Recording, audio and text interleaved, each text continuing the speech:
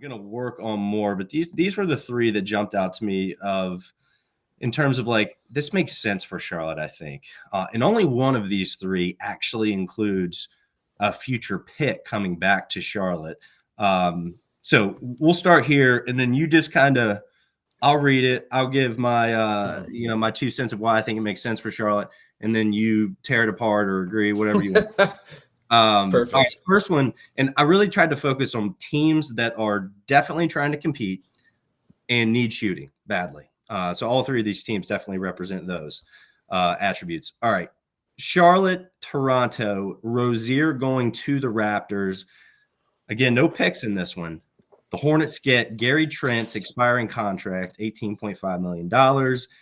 And really the prize of this trade is Grady Dick, the 6'7", I guess, shooting guard, wing, rookie from Kansas, who played early in the season and showed some promise and has been out of the rotation for I don't know how long, BG, but it's kind of and this is exactly the position Charlotte needs, by the way. They need a wing defender that can go up a position, down a position, and a guy that can stretch the floor, shoot on the other end. I have no idea what Grady Dick's going to be, and I don't even know if I would make this trade if I were Charlotte, but it makes sense in terms of it fits a need, a positional need that they need. It's a rookie contract. It's a guy you have rights on for multiple years and can re-sign. I don't know. Turning Rozier into Grady Dick isn't the worst thing in the world. No, I like Grady as a prospect. I quite enjoyed him at Kansas last season. I didn't see him a ton during the year, but when MJ Rice, who was a freshman 5-star with Grady at Kansas, he transferred to state in the offseason, NC State, and when I wanted to scout MJ, I ended up watching a lot of Kansas and Grady Dick, and he was awesome. He's very potentially like a special shooter mover with good size, right? And I mean he bombed threes last season, spot ups, transition, coming off screens, even some stuff in the pick and roll, but like a guy that can really move. He's got some interesting tools as like a finisher around the basket, maybe not as like a come off a ball screen and just break down a defense, but his ability to catch and go and finish in the paint, or his ability to like run out and transition. He's got some sort of like acrobatics and body control to his game. But I just think anytime you get the chance to maybe like early second draft a lottery pick or whatever, like that's something you should really be interested in, especially when that guy has the promise to be a wing that can shoot. Yeah. And so yeah, that is something that I would be interested in. And I think like maybe with quickly now in Toronto, there's like a little bit less of a need for Rozier. Because you brought this one up before the quickly Precious trade was made between New York and I guess RJ Barrett also in that deal. I shouldn't leave him out. And I liked it then.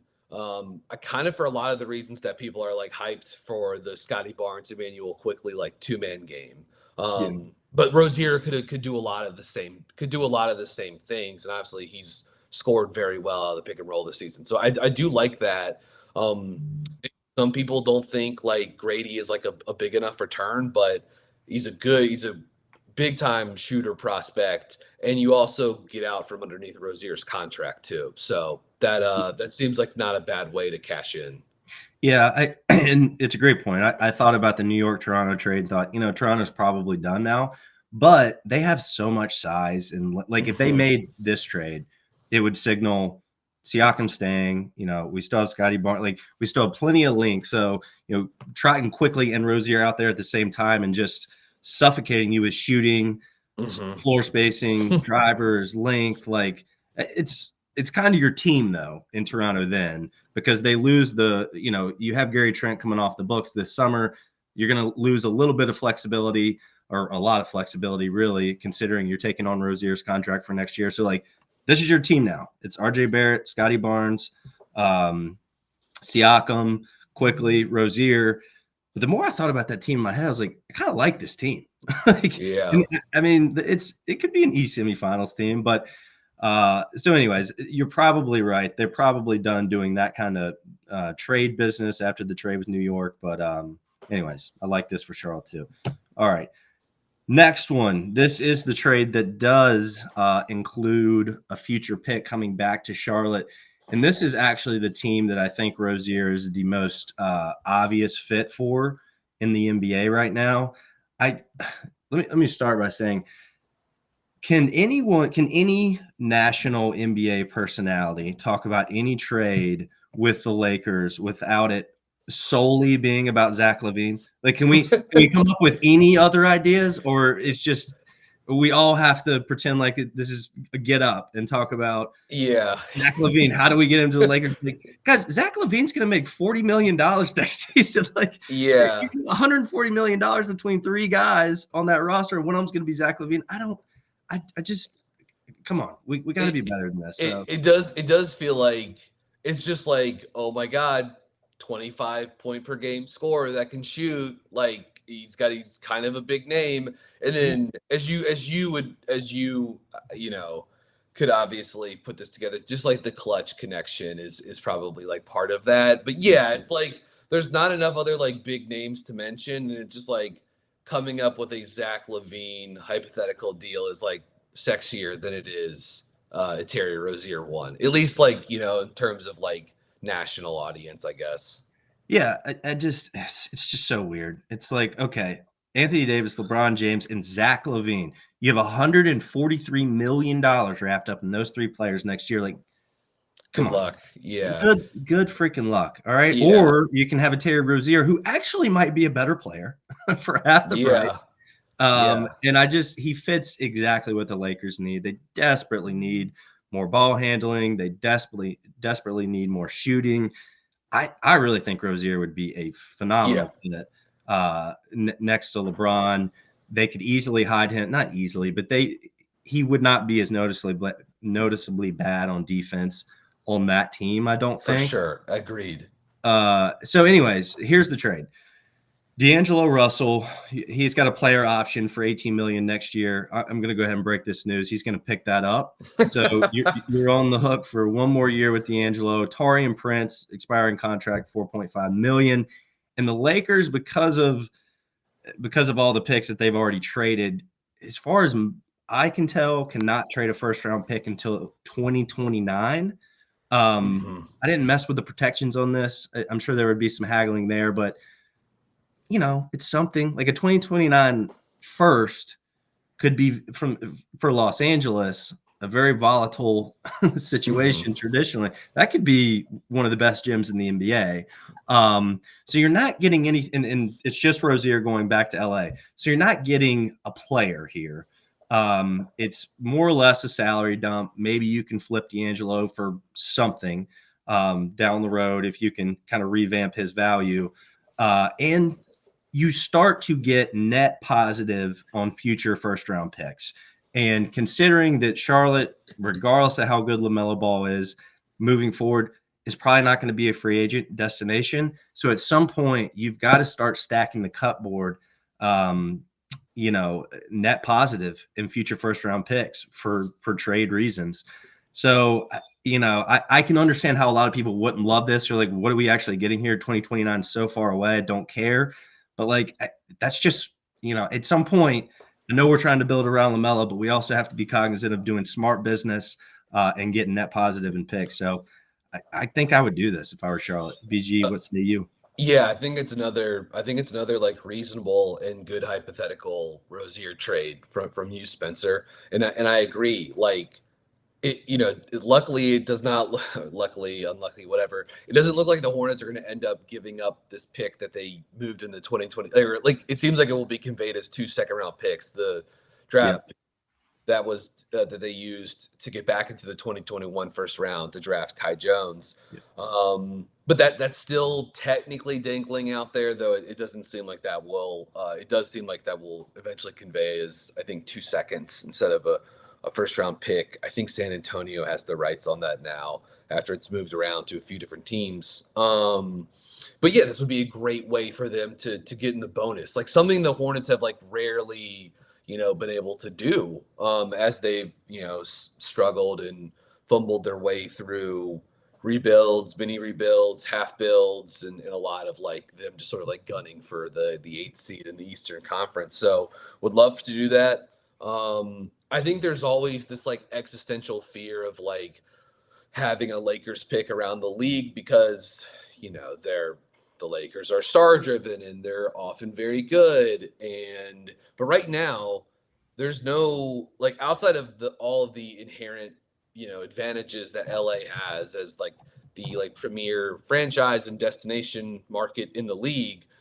There's no like obvious path. Like they don't have like a young superstar on hand right now. They're very top heavy. They're old. Even I don't think LeBron is still going to be around in 2029 playing basketball. Right. And if And Anthony Davis will be 35 years old. 35, yeah, So, I mean, like, 35. you have no idea where this team's going to be. So I think there's to your point, like I think there's a good chance that that ends up being potentially like a really nice asset to have, which is why I would be interested in Lakers picks that are like years out in the future too. Like I think that's worth it. I think that would be if you get like a even if it is way out in the future, I think that's a good return as like the sort of like principle in the deal for Rozier, you know. Yeah. And who knows, maybe you can flip Russell next season. I mean, I don't know, but like it also D'Angelo Russell LaMelo Ball backcourt like might break the internet.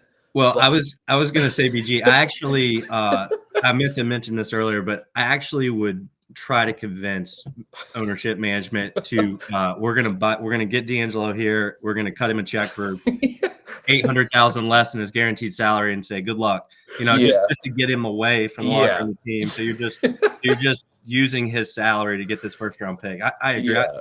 I wouldn't actually want to see him play basketball. Yeah. And for the Lakers perspective, like as far as 2024 goes and the playoffs, like how do you feel about Rozier, Reeves, LeBron, Rui, Anthony Davis as your like crunch time five?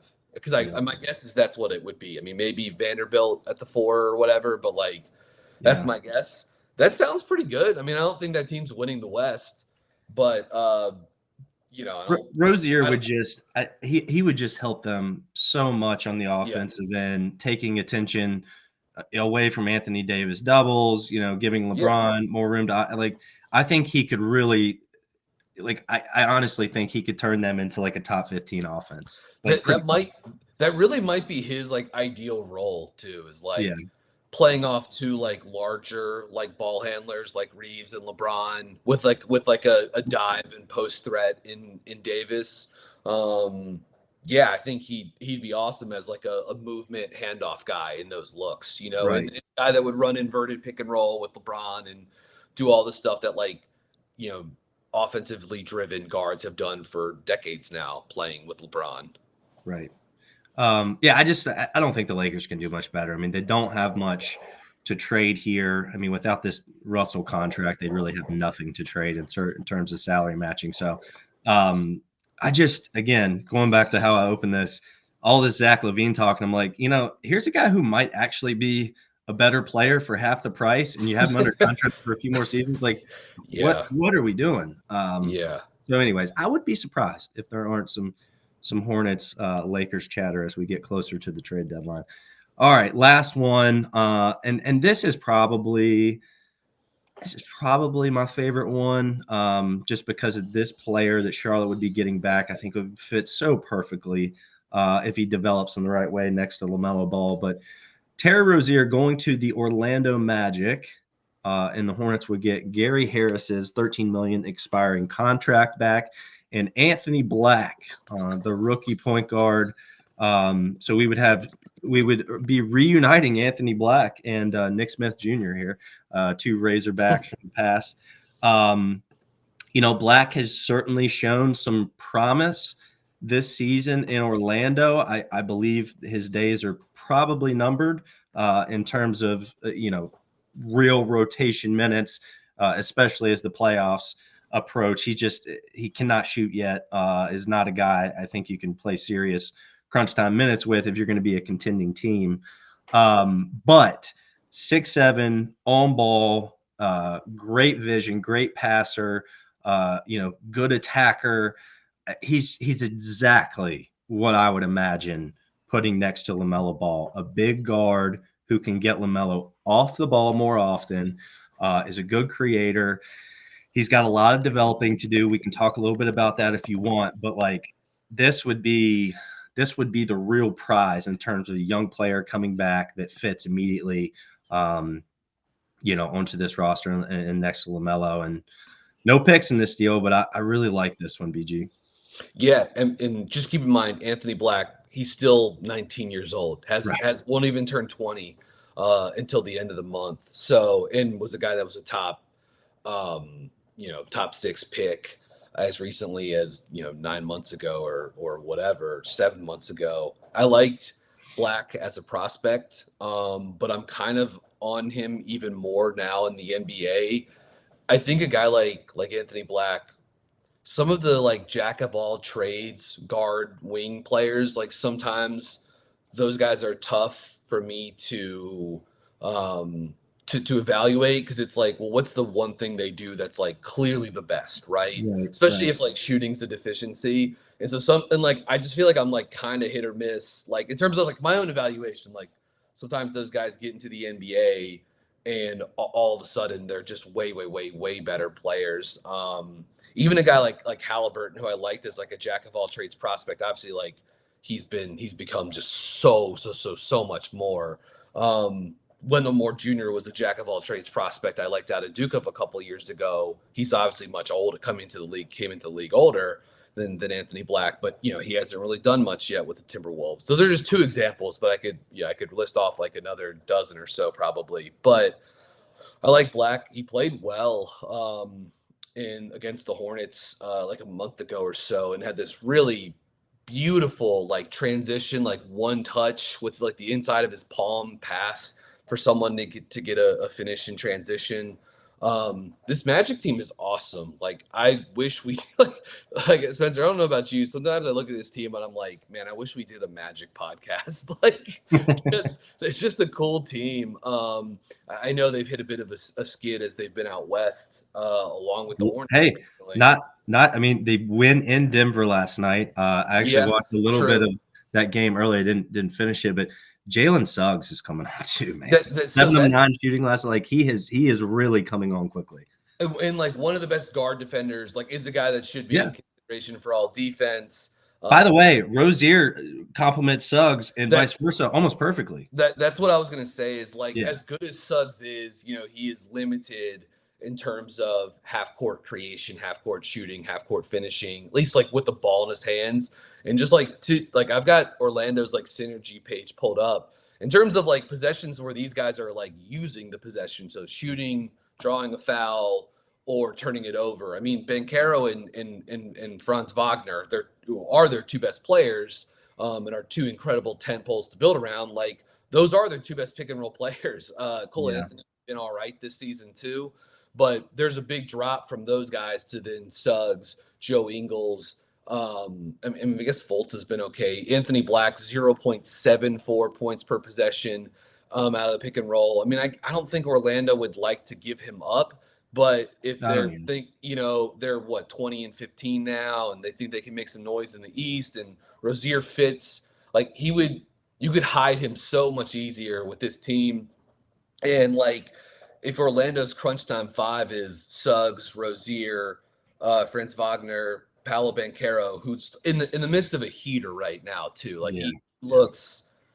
I mean, I've been a true believer in him since I saw him play an exhibition game at Duke in October 2021. But like, man, he is unbelievable. But like those four, and then either Gogo Batase and Wendell Carter Jr. Like, at some point they're probably still gonna like want to like upgrade at center. I guess Goga's been pretty good for them this year. I do like Wendell Carter Jr., but I just haven't seen much of him this year, so I'm not really sure kind of where he's been at. I would. So I think that's a team Orlando could be interested in. And yeah, Black is a very interesting defensive guard prospect that can really pass, creative player. And yeah, if you figure out like the shot, I mean, there's an interesting mix with a playmaking apparatus that's LaMelo Ball, Anthony Black, Brandon Miller, with Nick Smith Jr. coming off the bench, and Mark Williams, screening and diving. There's something there. Yep. There's something there, yeah. Yeah, to touch on your point, I agree. I don't think Orlando would want to do this. I think they're going to want a little bit more if they're giving up Anthony Black. But I do think there's a deal here. Okay, if it's Fultz, great. I mean, Fultz has it's like 11 million or something. Like Yeah. Orlando has a myriad of a diversity of contracts. There is a trade here. Now you're just going to have to put a first round pick on the is it lottery protected? Is it top 10? How far do we want to go out? We can haggle. But I do, of these three teams, Orlando, Toronto, and LA, Orlando has a lot. They have a lot of draft capital to move. They have a lot of different contracts they can move. Like, I just don't know if they want to do anything right now, right? Mm-hmm. Like, they've got a pretty good team who probably maxes out at the fifth best team in the East. Like, do they want to? And this wouldn't be a just nothing move. Like, they're taking on 3 years of Rozier at in the mid-20s, right? So it does affect some of their future cap flexibility with time to pay the piper on some of these rookie contracts coming quickly, right? And all these guys, or at least two of. Yeah, I mean, I don't know. I guess Franz and Paolo, I mean, they're both going to be max. Yeah, absolutely. Yeah, there's a minimum of 2 future max players on this roster, right? Currently, just sort of, and like Suggs maybe isn't quite max, but he's going to be just sub max, or maybe he does become a max play. Like I probably would say he's going to make a ton of money, but my guess is even that his rookie extension looks more like, probably looks like something closer to what McDaniels got from Minnesota than it does like the 25% rookie max or whatever. Which would be if Orlando ends up doing something like that, that would be very, very good for them.